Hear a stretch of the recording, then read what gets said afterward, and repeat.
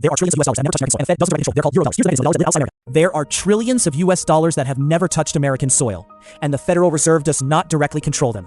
Sit with that for a second. We all picture every dollar running through the Fed, printed in Washington, and governed from there. But there's a whole parallel pool of dollars that lives offshore, held in banks beyond the Fed's reach. And the textbook even has a name for them, Eurodollars. So is the dollar really an American currency, or has it quietly become the world's? That part is reportable. The system is real and decades old. What it means for markets is where people overreact. So let's be careful. We won't predict the dollar or call any level. Instead, let's walk the mechanism, because these offshore dollars are the hidden plumbing of global finance. So, what exactly is a eurodollar? Strip away the mystique, and it's almost boringly simple. A eurodollar is just a US dollar deposit held at a bank located outside the United States. That's it. The euro prefix is historical. It means offshore, not Europe, and not the euro currency. Now here's where it gets interesting, and it's the whole point of tonight. Those offshore banks don't just hold the dollars, they lend them.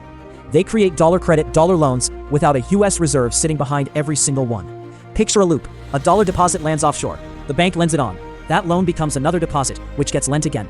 The pool grows. Back in the 1950s and 60s, this market took off in London, and it has expanded ever since. Dollars abroad, made by the banks. That single sentence is the engine of everything that follows. Why should you care about an offshore deposit? Because the eurodollar system is the engine of global dollar funding. Think of it as the one narrow pipe almost all the world's dollar finance has to pass through. When a company in Asia buys oil priced in dollars, when a government in Latin America borrows in dollars, when a European bank funds a dollar bond, a huge share of that money is sourced and cleared through offshore dollar markets, not from the Fed directly. So the system's health is in effect the world's credit conditions. When offshore dollars are plentiful and cheap, global trade and lending flow easily. When they get scarce or expensive, the whole world feels it tighten. Borrowers from Brazil to Bangkok suddenly find dollars harder to get. One pipe and an enormous flow runs through it. Now, the fragility. Because every plumbing system has a failure mode. In calm times, this offshore web hums along, dollars circulating freely. But in a panic, the logic flips. Suddenly, everyone wants actual dollars at the same moment. Not a promise of dollars, not a credit line, but real ones in hand. And here's the trap. A lot of those offshore dollars were lent out, not sitting idle, so they can't all be called back at once. Offshore dollar funding can seize up. So which way does it break? Down one path, the squeeze stays contained and eases on its own. Down the other, it spreads, and the Fed steps in, opening swap lines with foreign central banks to pump dollars out into the world and firefight the shortage. We saw that play out in 2008 and again in March of 2020. The mechanism is real, and it has a track record. Before you go hunting for the magic number, hold this loosely. Because the honest truth is that the eurodollar system is opaque. There is no single meter on a wall showing its exact size. Estimates run into the many trillions of dollars, but treat any figure you hear as illustrative, a rough order of magnitude, not gospel.